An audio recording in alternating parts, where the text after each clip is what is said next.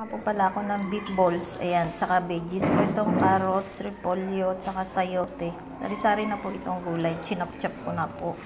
Lagyan ko na yan ng harina, tapos crispy fry. Saka po ito yung beef na ground beef. Yan, itararambol ko pa dyan kasi frozen pa siya.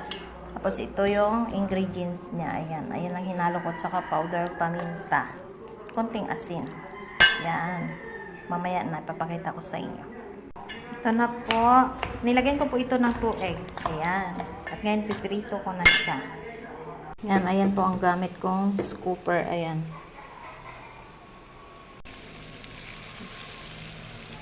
Ayan. Ayan na po. Malapit na po yan. Ayan na po. Golden brown na siya. Diba? Ang beef balls with veggies. Ayan. Veggies na mga sari-sari.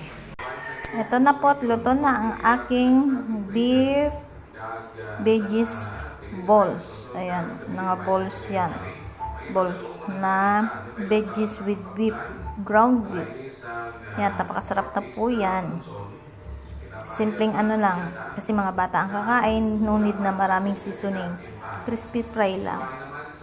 Tsaka konting asin. Ayan. Pakasarap na po yan. Thank you.